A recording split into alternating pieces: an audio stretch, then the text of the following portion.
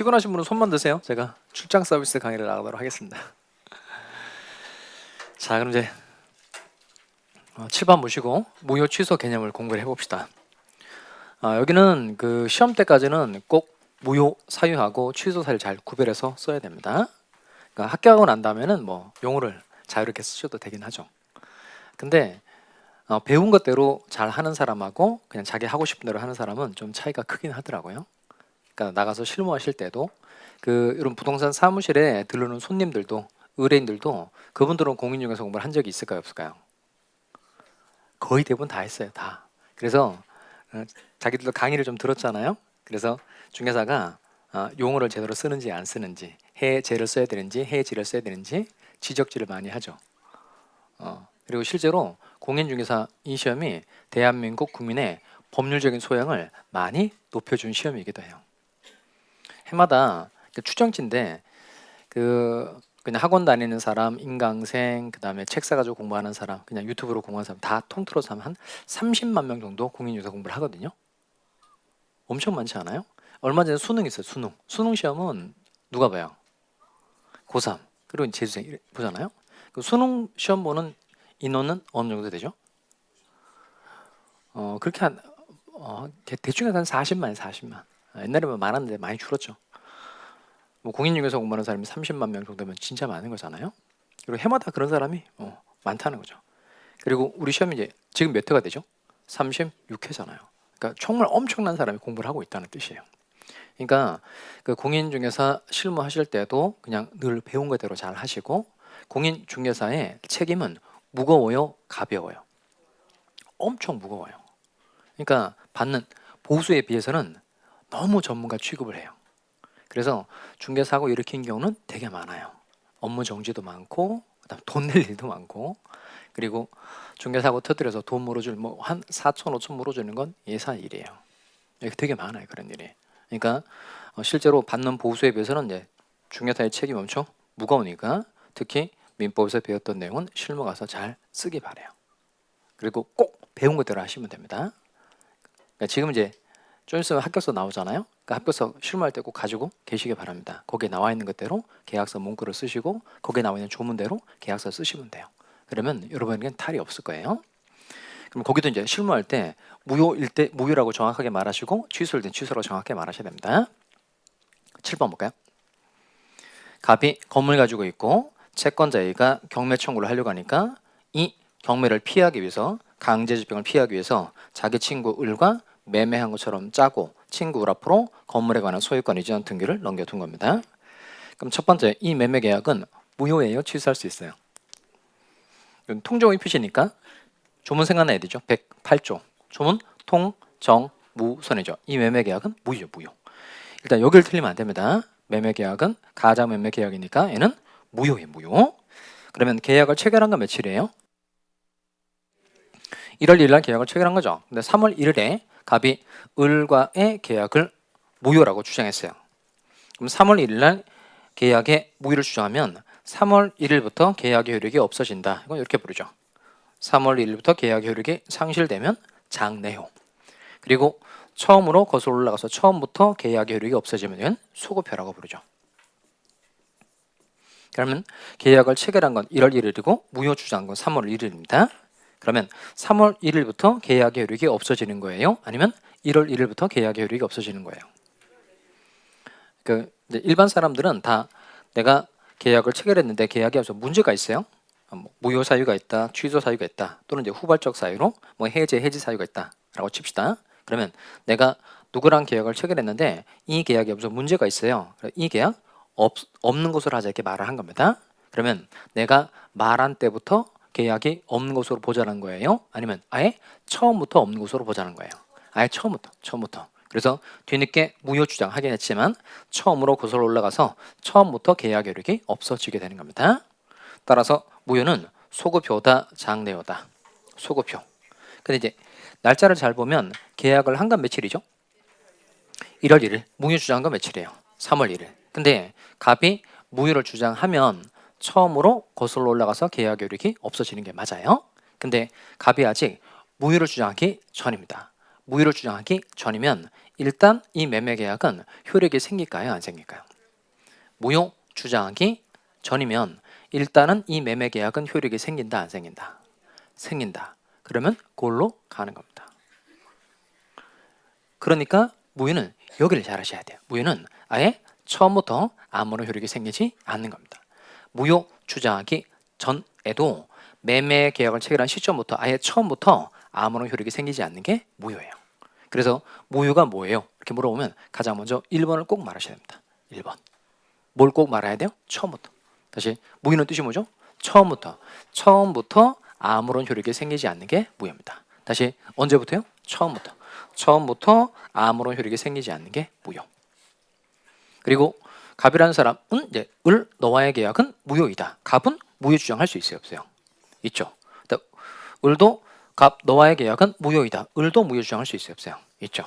그리고 A라는 사람도 얘는 갑에게 돈 빌려준 채권자니까 너네들 사이의 계약은 무효이다. A도 무효 주장할 수 있어요, 없어요? 있죠.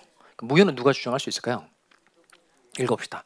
누구든지 주장할 수 있습니다. 다시 무효는 누가 주장할 수 있다. 누구든지. 그리고 매매 계약을 체결한 때부터 한 3년 지났어요. 3년. 3년 세월이 흐른 겁니다. 3년 지나고 난 다음에 이 계약은 무효이다 라고 주장할 수 있을까요? 없을까요? 할 수 있죠. 또 매매 계약을 하고 10년이라는 오랜 세월이 지났어요. 그 10년 지나고 난 다음에 이 계약은 무효이다 라고 주장할 수 있어요? 없어요? 돼요. 무효는 이거예요. 세 번째, 주장 기간에 제한이 있다 없다? 없어요. 한 번 무효는 영원한 무효이다. 보통 이렇게 말합니다. 그래서 무효인 경우에는 오랜 세월이 흘러도 계속 무효로 주장할 수가 있습니다. 이 세 가지를 빠뜨리지 마시고 꼭 연결해서 말할 수 있어야 되겠어요. 첫 번째, 읽어보겠습니다.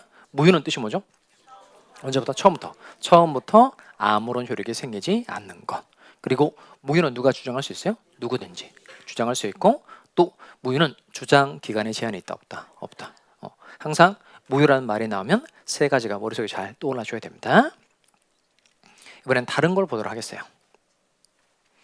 여기는 갑이 건물 가지고 있고 이제 을과 건물에 대해서 매매 계약을 체결한 거예요. 그런데 을로부터 사기를 당했어요. 그러면 이 매매 계약은 무효예요? 아니면 취소할 수 있어요?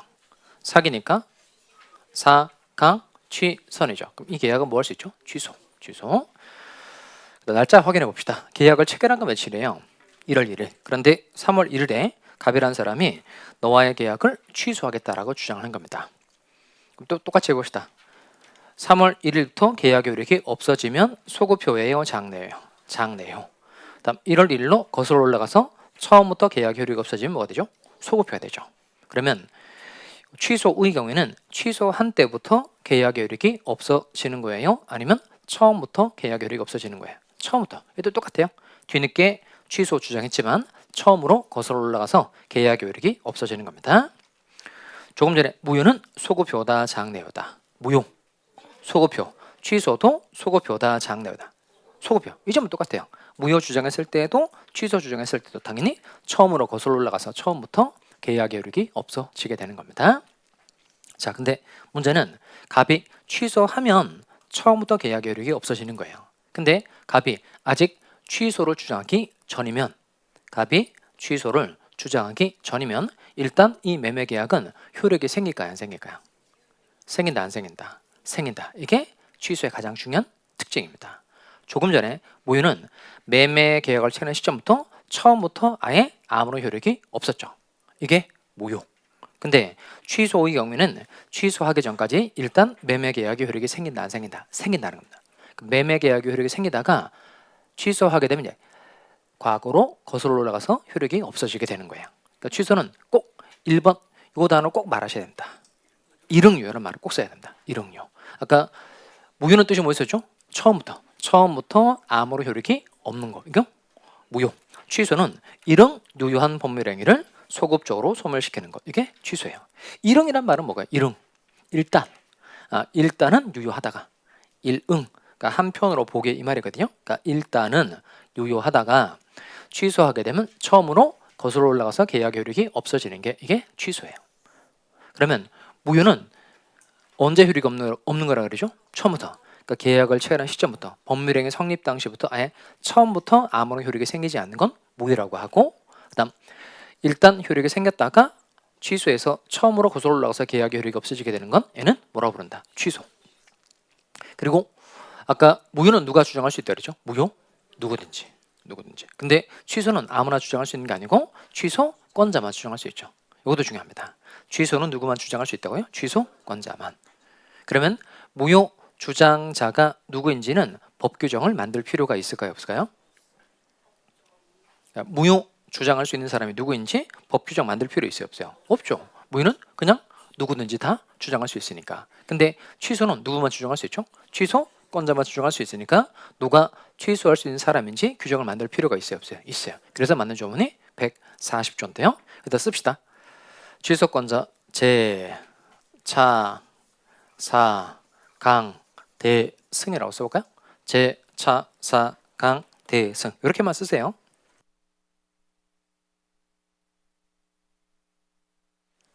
취소권자 제, 차, 사, 강, 대, 승. 제는 뭘까요? 제한 능력자. 차가 뭐죠? 착오로 인한 의사표시를 한 자. 사기. 강박. 사기, 강박에 의한 의사표시를 한 자. 대는 뭘까요? 대리인이죠. 대리인. 그리고 승계. 따라서 제, 차, 사, 강, 대, 승 이 6사람은 취소할 수 있습니다. 나머지 사람들은 취소할 수가 없어요. 그럼 7번 볼까요?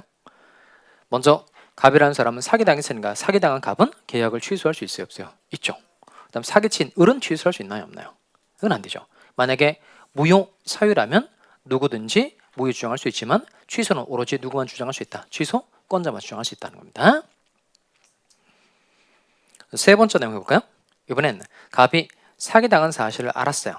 근데 사기당한 사실을 안 때로부터 3년의 세월이 흘렀어요. 그럼 사기당한 걸 알고 뭐 1년 내에 2년 내는 그렇게 기간이 오래되지 않았으니까 취소로 주장할 수 있지만 사기당한 걸 안 때로부터 3년이라는 꽤 오랜 세월이 흘렀어요. 그럼 이때는 취소를 주장할 수 없습니다. 또 매매 계약을 체결한 시점부터 계산해 보니까 10년이 지났어요.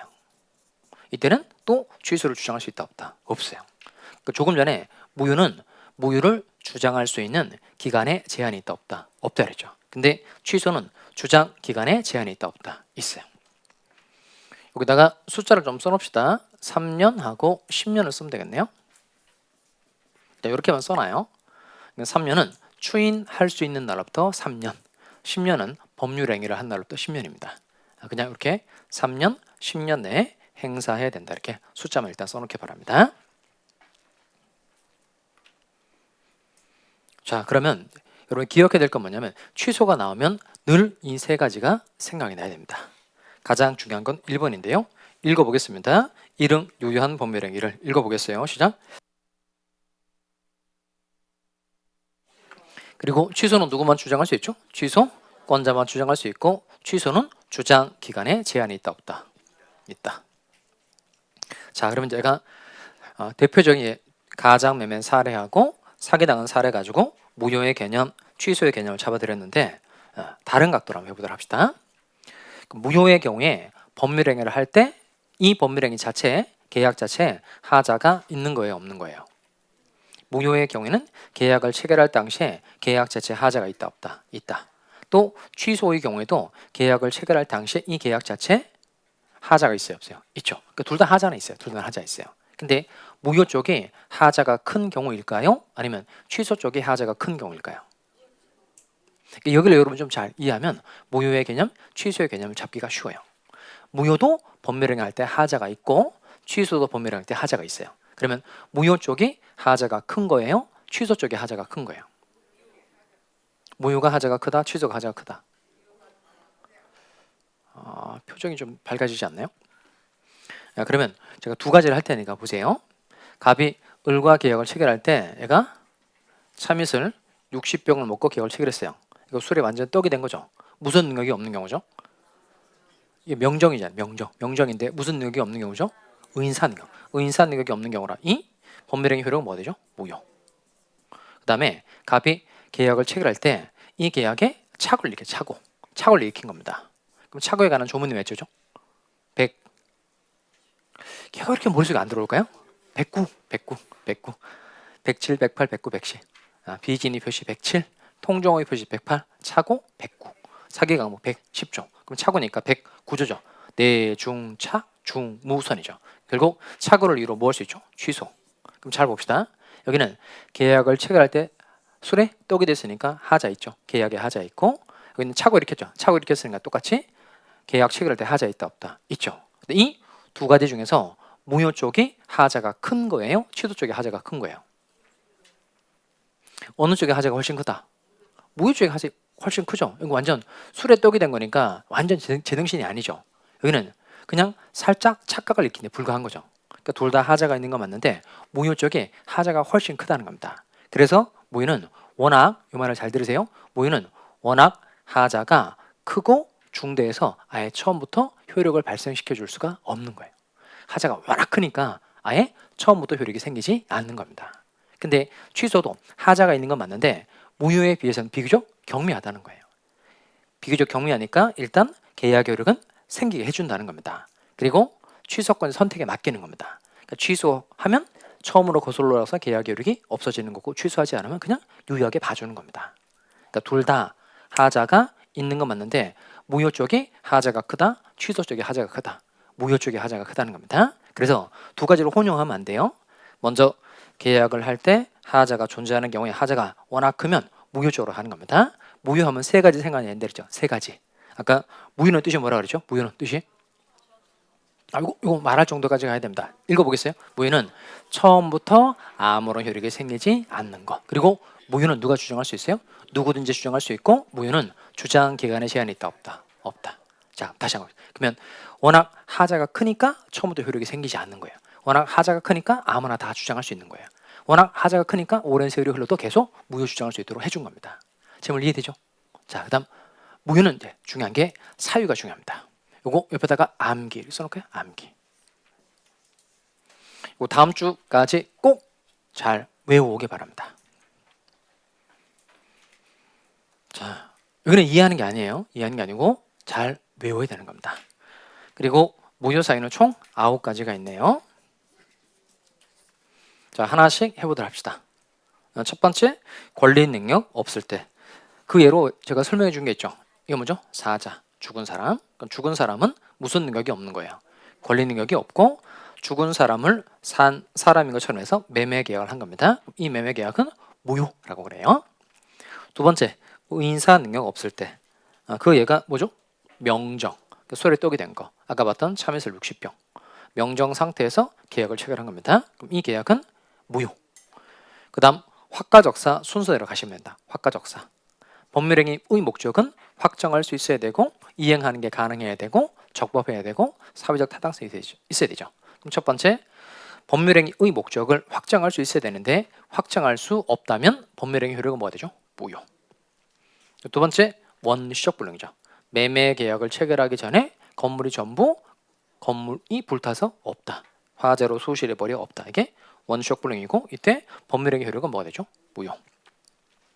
그리고 강행 법규 위반 중에 특히 요거 잘 동그라미 해놓을까요? 무슨 법규 위반이죠? 효력 법규 위반. 효력 법규 위반. 단속 법규는 행정상 단속에만 목적이 있는 규정이니까 단속 법규를 위반해도 개인들 사이의 거래 계약은 그냥 유효했었죠. 근데 효력 법규는 뜻이 뭐죠? 효력 법규는 사법상 행위의 효력에도 영향을 미치는 규정. 그러니까 행정상 단속은 당연하고 더 나아가서 개인들 사이의 거래 계약의 효력에까지 영향을 미치는 규정이 효력법규죠. 따라서 효력법규의 경우에 효력법규를 위반하면 개인들 사이의 거래 계약은 뭐가 되죠? 무효. 그리고 반사회적 법률행위죠. 얘는 몇 조죠? 103조. 선량한 풍속, 기타 사회 질서에 위반한 사항을 내용을 하는 법률행위는 무효로 한다. 그러나 무효로서 누구에게 대항하지 못하죠? 그럼 어렵죠? 무효란 딱 끝나죠? 그럼 이건 무효를 가지고 선의의 제3자에게도 대항할 수 있는 거죠. 그래서 이건 무슨 무효라고 말하죠? 절대적 무효. 또 104조 불공정한 법률행위. 당사자의 궁박, 경솔 또는 무경험으로 인하여 현저하게 공정을 잃은 법률행위는 무효한다. 역시 얘도 절대적 무효예요? 상대적 무효예요? 절대적 무효. 그럼 여러분 궁박 해당돼 안 돼요? 궁박. 여러분 궁박. 경솔 해당돼 안 돼요? 무경험 해당되면 안 돼요. 여러분 뭐 세 가지 다 되는 거 아니에요 지금? 세 가지? 공박도 하고 경솔도 하고 무경험도 하죠. 근데 이게 이제 과정이 점점 반복될수록 이제 기본 과정 가고 그다음에 핵심 과정이 차근차근 이제 지나갈수록 없어지죠. 나중엔 궁박하지도 않고 경솔하지도 않고 경험이 많은 사람이 되는 거죠. 그리고 결국 합격하게 되는 겁니다. 요거 불공정한 범위라는 거 잊으시면 안 돼요. 그 다음 107조입니다. 비유, 무선이죠. 비유는 뭐예요? 비유. 비진의 표시는 원칙적으로 유효하다. 그리고 언제 무효가 돼요? 상대방이 표의자의 진의 아님을 알았거나 알 수 있었을 경우에 무효. 그리고 무효로서 누구에게 대항하지 못하죠? 선의의 제3자에게 대항하지 못하죠. 그럼 얘는 무슨 무효가 될까요? 선의의 제3자에게 대항하지 못하니까 상대적 무효. 그리고 이제 남은 게 통정의 표시죠. 통정 무선. 통정의 표시는 무효인데 똑같이 누구에게 대항하지 못한다. 선의의 제3자에게 대항하지 못하죠.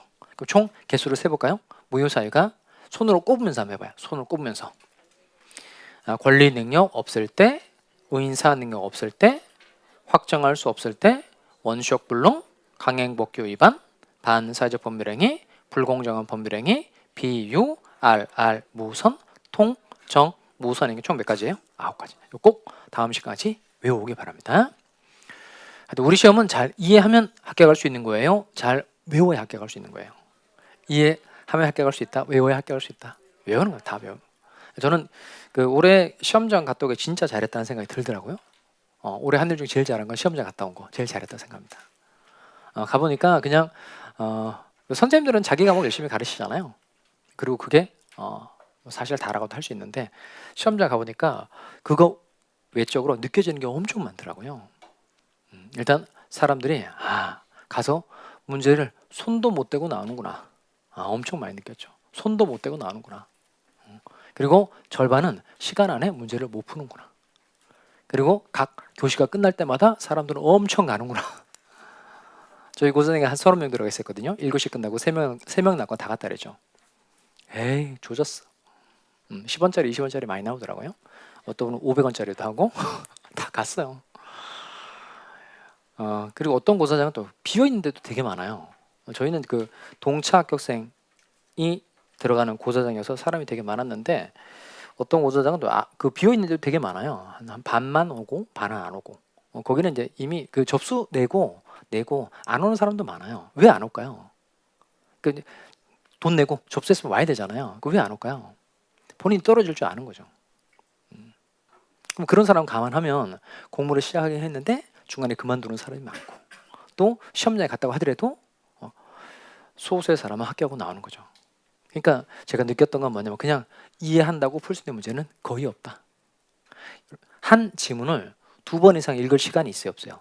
없죠. 2번 읽어도 되고 3번 읽어도 돼요. 많이 읽어도 돼요. 많이 읽어도 되죠.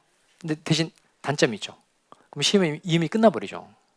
그러니까 민법은 학교론부터 보통 푸니까 학교론 풀다가 시간을 많이 오버해서 민법은 67번, 68번 되면 감독관이 10분 남았습니다 이렇게 얘기하죠. 10분 남았습니다. 그때 어떻게 되는지 아세요? 가보니까 손을 막 떨더라고. 이렇게 떨어. 마킹도 막 이렇게 떨어. 그럼 밀려 쓰고 뺏기고 끝. 그분이 그런 걸 예상하고 1년 동안 살았을까요? 그렇지 않잖아요. 저는 이제 36회 때는 작년 제가 기초 강의할 때는 이제 그렇게 하지 않았어요. 여러분 열심히 할 수 있습니다. 잘 될 거예요. 근데 그렇게 안 하는 게 낫겠다는 생각이 시험장 갔다 오니까 들더라고요. 좀 여러분 좀 먹먹하게 들릴지 몰라도 내가 외울 건 확실하게 외우고 가야 되겠구나 라는 점을 머릿속에 좀 잘 넣기 바랍니다. 반면에 제가 하라고 하는 것대로 잘 외우고 간 사람들 있죠. 그 사람들 또 엄청 잘 풀었어요. 뭐 이런 걸 내고 그래. 이렇게 풀고 끝났죠. 80, 85, 90, 100점 있다 그러죠. 100점. 수강생이 100점이 있더라고요. 너무 뿌듯하고 좋았어요. 여러분도 그런 사람 나오기 바라요. 그러니까 제 수업을 잘 따라오면 처음에는 좀 버겁다고 얘기하시더라고요. 근데 어쩔 수 없어. 그냥 쉬운 것들을 하잖아요. 그럼 그 수준에서 그냥 시험에서 끝나고 그냥 끝이에요. 그럼 다시 선생하고 이제 추억을 쌓는 사람이 되는 거잖아요. 저는 여러분을 그렇게 만들고 싶지는 않아요. 그러니까 작년에 봤던 수강생 또 보고 또 여러 번 봐서 이분들이 이제 혼자 자습을 많이 해서 합격해서 나가는 그런 구조. 나는 만나고 싶지 않아요. 그러니까 여러 번 나가고 딱 한 번, 진짜 운이 닿지 않아서 한 번 더 공부를 하게 되면 2번 정도까지 해서 다 끝나길 바래요. 그리고 시험을 끝내면 끝낸 사람이 공부를 가장 잘하는 거죠. 끝내면 다 모든 게 끝이에요. 합격하면 아무런 문제가 되지 않으니까 절대 주눅 들지 말고 공부하세요. 자, 이제 무효 사이가 몇 가지 있다고요? 9가지. 자, 해봅시다. 첫 번째, 이걸 집에서 복습할 때 꼭 손으로 꼽으면서 해보기 바랍니다. 관리 능력 없을 때, 의사 능력 없을 때, 확정할 수 없을 때, 원쇼 이렇게 하면서 9가지를 꼭 정확하게 머리에 넣고 오기 바랍니다. 자, 그다음 개념 공부 해보도록 합시다. 절대적 무효하고요, 상대적 무효가 있죠. 절대적 무효는 뜻이 무효로서 선의의 제3자에게도 대항할 수 있다. 이게 절대적 무효. 무효로서 선의의 제3자에게 대항할 수 없다. 이게 상대적 무효예요. 그러면 이미 제가 다 정리를 해드렸는데 무효 사용 9가지 중에서 상대적 무효에 해당되는 게 2가지가 있죠. 2가지가 뭐죠? 비통이 비통. 비유, 무선. 그리고 통, 정, 무선이죠. 그러면 나머지 것들은 다 절대적 무효에 해당하고 비통만 상대적 무효에 해당합니다. 2가지 중에서 뭐가 쪽수가 많죠? 절대적 무효가 쪽수가 많죠. 그럼 항상 쪽수 많은 게 원칙입니다. 여기다가 절대적 무효에다가 원칙이라고 씁시다. 무효는 2가지가 있는데 이 2가지 중에서 무슨 무효가 원칙이다? 절대적 무효가 원칙입니다. 마지막으로 무효 파트에서 특징적인 내용은 무효의 재생제도인데요. 이게 무효의 하이라이트입니다. 조금 전에 무효는 뜻이 뭐라 그랬죠? 언제부터? 처음부터 아무런 효력이 생기지 않는 게 무효예요. 원래 무효는 워낙 하자가 크고 중대해서 처음부터 아무런 효력이 생기지 않아요. 근데 우리 민법에서는 무효인 놈을 유효하게 바꿔주는 제도 3가지를 가지고 있어요. 무효를 유효하게 바꿔주는 제도를 무효의 재생제도라고 표현합니다. 3가지인데요. 일단 읽어보겠습니다. 첫 번째가 뭐죠? 일부 무효의 법리. 2번째, 무효 행위의 전환. 3번째, 무효 행위의 주인. 다시 3가지가 무효의 재생제도라는 걸 잊으시면 안 됩니다. 첫 번째가 뭐라고요? 일부 무효의 법리. 2번째, 무효 행위의 전환. 3번째, 무효 행위의 주인. 자, 그럼 하나씩 좀 해봅시다. 일부 무효의 법리. 먼저 조문을 띄워드릴 테니까 읽어보겠습니다. 조문의 숫자는 중요하지 않은데 한번 읽어보겠어요. 137조 법률행위 일부분이 무효인 때에는 같이 읽어보겠습니다. 쭉 처음부터 끝까지 다 읽어보도록 하겠습니다. 같이 읽어볼까요? 시작.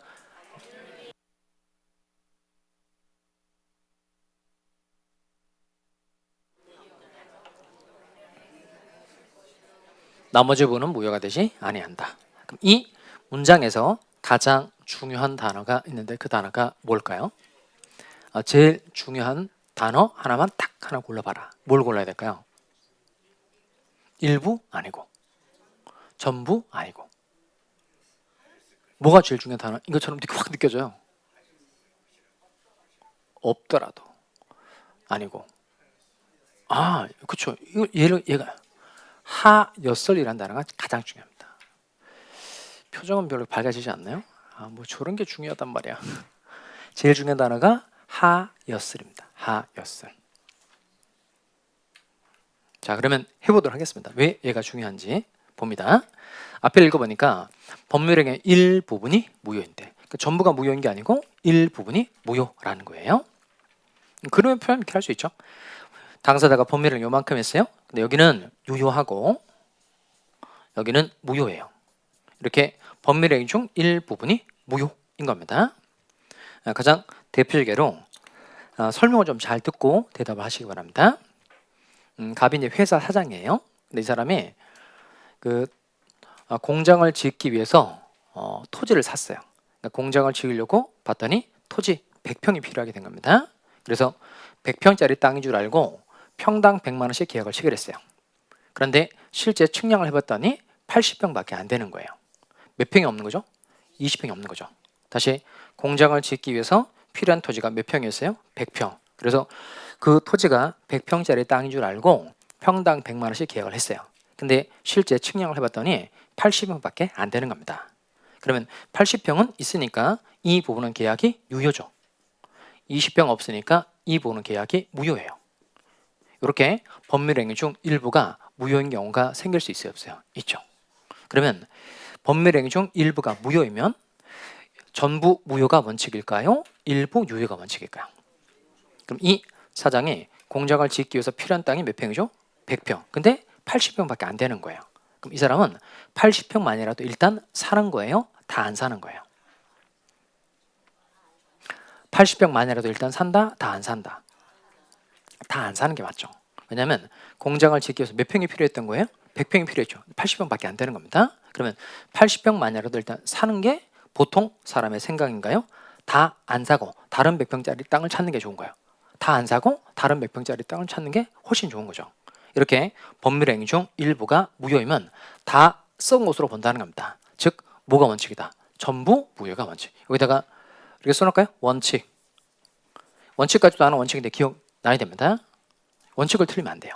법률행위 중 일부가 무효인 경우에 이 사당처럼 이거 다 나가리 시키고 다른 100평짜리 땅을 찾는 게 맞지. 그래서 법률행위 중 일부가 무효이면 뭐가 원칙이에요? 전부 무효가 원칙. 자, 그런데 써먹을 만한 건 단서입니다. 그러나 읽어보겠어요? 단서. 그러나 다시 한번 읽어봅시다. 그러나 그 무효 부분이 없더라도 법률행위를 하였을 것이라고 인정될 때에는 나머지 부분은 무효가 되지 아니한다. 그러니까 이 말은 무효 부분이 없더라도 무효 부분을 빼버렸을 때도 법률행위를 하였을 것이라고 인정이 되면 이 빗금친 부분만큼은 유효하게 살려준다는 겁니다. 원래는 전부 무효가 원칙인데 일부분만이라도 유효하게 될 수 있어요, 없어요? 있죠. 그러려면 일부분만이라도 유효하게 되려면 반드시 요건이 있어야 돼요, 없어야 돼요? 있어야 돼요. 이게 두 가지 요건인데요. 읽어볼까요? 가입니다. 뭐가 있으면 가분성과 가상적 의사가 있으면 일부분이 유효하게 될 수 있습니다. 먼저 유효한 부분하고 무효인 부분하고 일단 나눌 수 있어야 돼요. 나눌 수 없으면 일부분이 유효하게 되지 않습니다. 첫 번째 뭐가 있어야 돼요? 가분성. 나눌 수 있어야 되고, 두 번째 무효 부분이 없더라도 법률행위를 하였을 것이라고 인정이 돼야 돼요. 그러니까 즉 당사자에게 뭐가 있어야 한다? 가상적 의사가 있어야 일부분이 유효하게 될 수 있는 겁니다. 이건 다른 예를 가지고 한번 설명할 테니까 칠판을 볼까요? 그 중개사법 공부를 해보면 그 공인중개사가 중개행위를 하고 받을 수 있는 중개보수에 대해서 사항을 제한하고 있죠. 그러면 중개보수 사항을 제한하고 있는 규정은 단속법규일까요? 효력법규일까요? 중개보수 사항 제한 규정은 단속법규이다, 효력법규이다. 자꾸 단속법규 쪽으로 가던데, 그럼 이제 더 예를 구체적으로 좀 만들어 봅시다. 그럼 중개보수 상한을 제한하고 있단 말이에요. 그럼 상한을 초과해서 돈을 받았어요. 그럼 그 상한을 초과해서 받은 돈은 유효예요, 무효예요? 그 무효가 되죠. 그러니까 중개사법에서 중개보수 상한을 제한하고 있는 건 상한을 초과해서 돈을 받았을 때 행정상 단속은 당연한 겁니다. 그리고 더 나아가서 개인들 사이에 거래 계약의 효력까지 무효를 하겠다는 게 이 법의 취지예요. 그러면 단속법규면 여러분 좋을 거 아니겠어요? 단속법규라면 이제 돈 많이 받아도 돈 다 가져갈 수 있잖아요. 근데 그렇게 안 된다고요. 그러니까 중개사법에서 상한을 제한하고 있는 규정은 단속법규이다, 효력법규이다. 효력법규. 그래서 상한을 초과해서 중개보수를 받으면 초과 부분은 당연히 유효예요, 무효. 자, 그러면 잘 따라옵니다.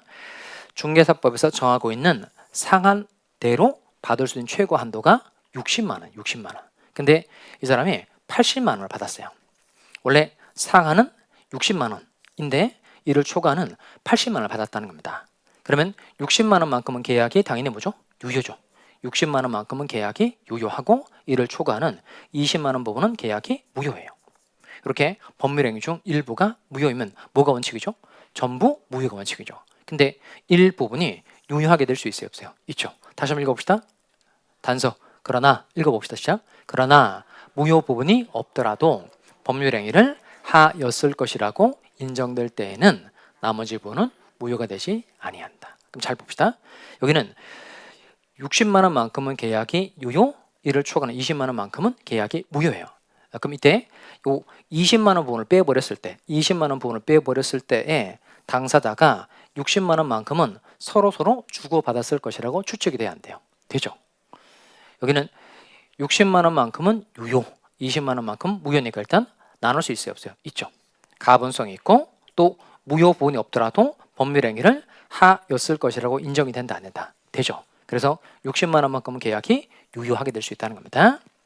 이게 무슨 법리라고요? 일부 무효의 법리. 그러면 아까 제가 무효는 뜻이 뭐라 그랬죠? 언제부터? 처음부터 아무런 효력이 생기지 않는 게 무효. 근데 가분성과 가상적 의인사가 있으면 일부분이 유효하게 될 수 있어요, 없어요? 있죠. 얘는 무효인 놈을 유효하게 바꿔주는 거니까 얘는 바로 무효의 재생제도에 해당한다는 겁니다. 무효의 재생제도. 무효인 놈을 유효하게 바꿔주는 첫 번째 제도가 일부 무효의 법리입니다. 그러면 이제 요건 내용을 읽고 정리할 정도까지만 하면 돼. 딸딸들 외울 필요는 없고 요거대로 하면 돼요. 주문대로 하시면 돼요. 법률행위 일부분이 뭐인데? 무효인데 뭐가 원칙이나 전부 무효의 원칙이나 뭐가 있으면 가분성과 가상적 의인사가 있으면 일부분이 유효하게 되는 법리다, 이렇게 말하시면 됩니다. 두 번째, 무효행위 재생제도. 두 번째 제도가 뭐죠? 무효행위의 전환. 얘는 138조인데요. 조문 띄워드릴 테니까 읽어보겠습니다. 무효인 법률행위가 같이 한번 읽어보겠습니다. 시작.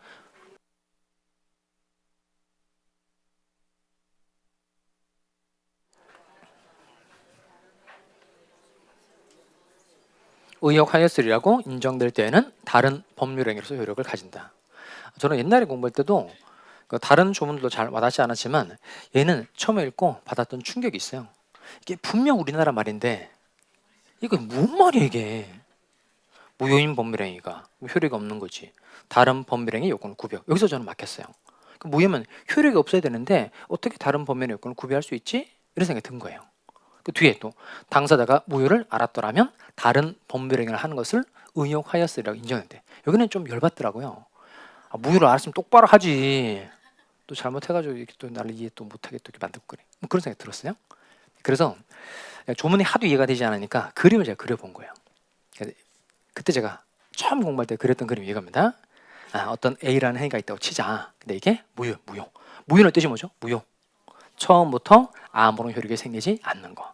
근데 A라는 법률행위로서는 아무런 효력이 생기지 않지만 이게 B라는 법률행위 요건을 갖추고 있어요. 공부를 해보니까 이게 가능하더라고요. A라는 행위는 엄청 커요. 근데 A라는 행위로서는 효력을 못 갖춘 겁니다. 근데 그보다 작은 B라는 행위의 요건은 충분히 많이 갖출 수 있더라고요. 여러 개를 공부해보니까. 그러니까 A라는 행위로서는 효력이 없지만 얘가 B라는 법률의 요건은 충분히 갖출 수 있는 경우가 있는 거예요. 그리고 당사자가 애초에 A라는 행위가 무효인 걸 알았더라면 B라는 법률 행위를 했을 것이라고 추측이 되면, 즉 당사자에게 뭐가 있다고 인정이 되면, 가상적 의사가 있다고 인정이 되면 B라는 법률 행위로 바꿔준다. 이게 무효행위의 전환입니다. 대신 잘 볼 건 무효행위의 전환은 A라는 행위를 B라는 행위로 바꿔주는 겁니다. 다시 A라는 행위를 B라는 행위로 바꿔주는 거예요. 이렇게 하면 조금 이 조문보다 낫죠. A라는 행위가 무효인데 B라는 행위의 요건을 갖추고 있고 당사자에게 뭐가 있으면, 가상적 의인사가 있으면 B라는 행위로 바꿔주는 게 무효행위 전환입니다. 그리고 제가 바로 찾은 게 판례를 찾은 거예요. 조문 가지고는 해보면 대충 두리뭉실하게 개념만 잡히니까 바로 판례를 찾아본 거예요. 그래서 딱 보니까 입양 판례가 있더라고요. 입양 판례. 이걸 하면서 잘 이해하게 됐죠. 입양 판례. 이건 설명을 좀 잘 듣기 바랍니다. 설명. 먼저 갑하구리 부부지간입니다. 부부지간. 갑이 남편의 법률상 처예요. 그런데 이 두 사람은 아이를 가지고 싶은데 아이가 안 생기는 불임 부부. 저도 옛날에 그 모임할 때 그 불임 부부의 그 남편분이 같이 모임을 한 적이 있었는데, 저는 그 불임 부부는 그 무슨 문제가 있는 사람인 줄 알았어요. 남편이 문제가 있든 아내가 문제가 있든 문제가 있어서 애가 안 생기는 걸로 그렇게 생각했는데, 실제로 들어봤더니 그렇지 않은 경우도 많더라고요. 남편 정상, 그다음에 아내분도 완전 정상. 근데 애가 안 생기는 거예요. 그 애가 안 생기면 또 애 없이 살면 되잖아요. 근데 이분들은 다자녀 가정을 꿈꾸고 결혼한 사람들이에요. 우리 애를 3명씩 낳자, 이렇게 그걸 합의하고 결혼한 사람이니까 애가 엄청 생겼으면 하는 가정인 거죠. 그래서 하여튼 그 아이를 가지고서 뭐 안 해본 것이 다 해봤더라고요. 그리고 제가 놀라웠던 건 어디냐면 그 시험관 아기는 금방 그 하면 금방 생기는 줄 알았어요. 그래서 이제 그 자궁에 이렇게 집어넣으면 금방 애가 생길 줄 알았는데 이게 착상이 안 되고 자꾸 떨어지는 경우가 되게 많더라고요. 그게 이제 그 낙태랑 똑같은 거잖아요. 그래서 실제로 그 아내분은 건강이 엄청 많이 나빠졌고, 그다음에 정신과 치료도 받았어요. 그 산부인과 뭐 신생아실이 있잖아요. 아이를 워낙 가지고 싶은데 애가 안 생기니까 그 신생아실 문에 들어가서 그 아이를 뭐 훔쳐오고 싶은 그런 생각도 많이 들었어요. 실제로 그런 행동을 간호사가 막 제지하고 그런 경우도 꽤 많았었다 그러더라고요. 이런 경우 아이를 가지고 싶은데 엄청 애가 안 생기고 있는 상태.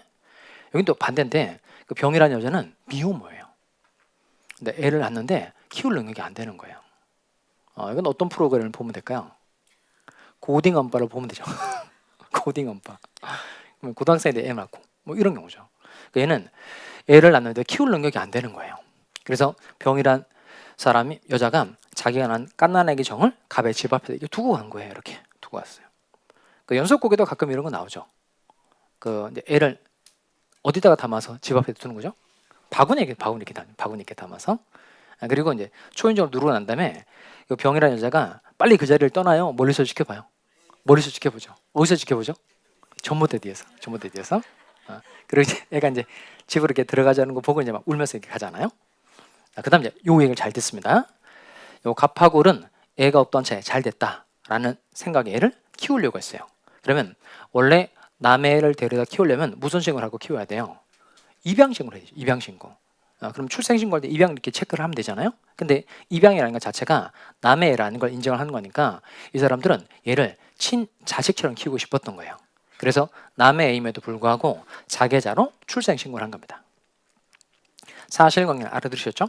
여기는 애가 안 생기고 여기는 키울 능력이 안 돼서 갑의 집 앞에다가 정을 두고 간 겁니다. 근데 친자식처럼 키우고 싶어서 타인의 자임에도 불구하고 자계자로 출생신고한 거예요. 그럼 이 자계자로 출생신고한 건 유효일까요? 무효일까요?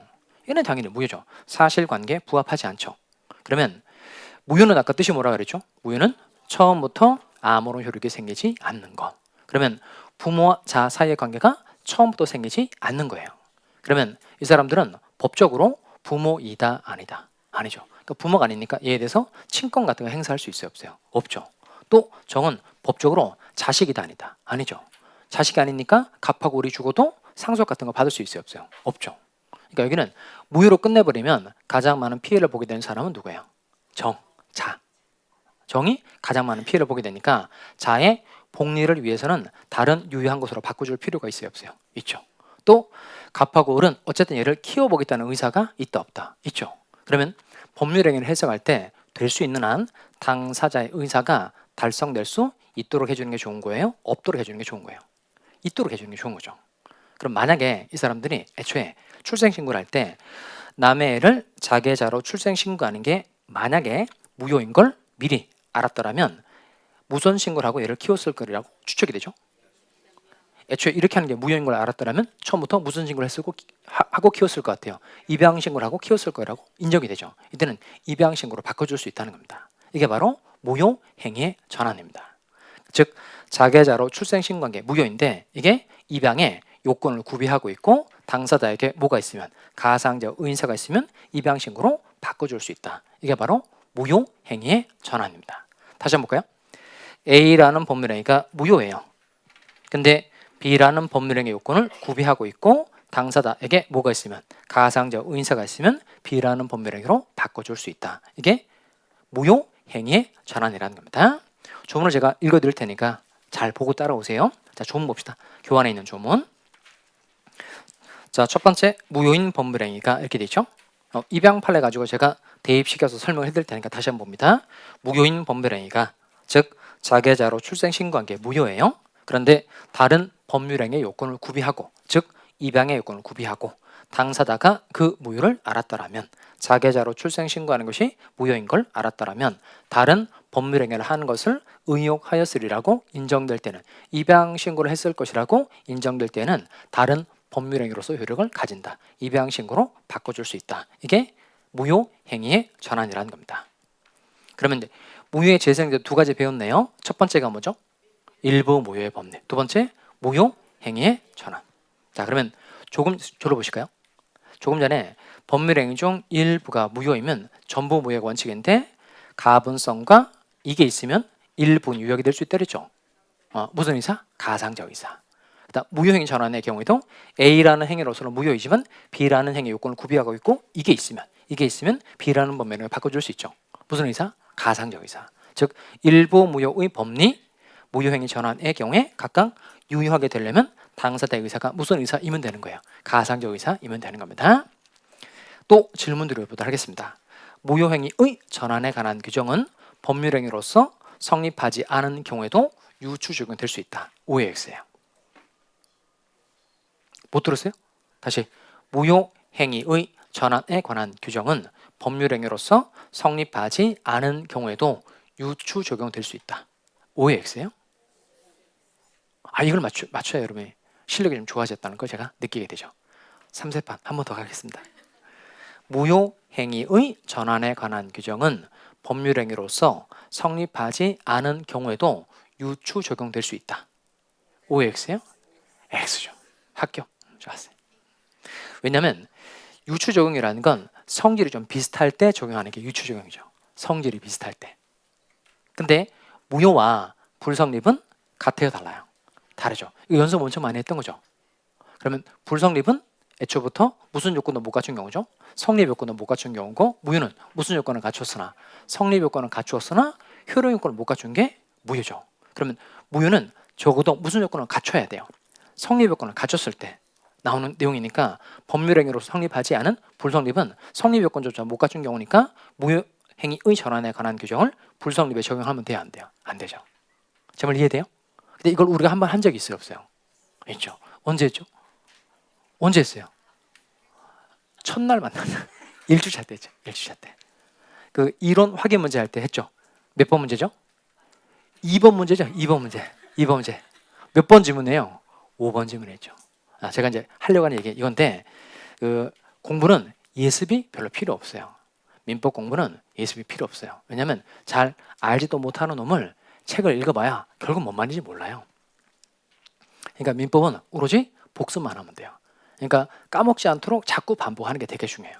그 강의원 나눠드린 이유가 뭐 폼으로 드린 게 아니거든요. 얘를 잘 모으세요.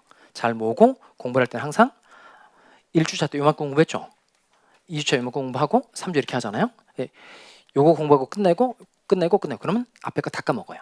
그러니까 항상 공부할 때 요 1주차 공부했으면 2주차 요 다시 이렇게 3차 이렇게 계속 누적적으로 반복적으로 공부를 하시기 바라요.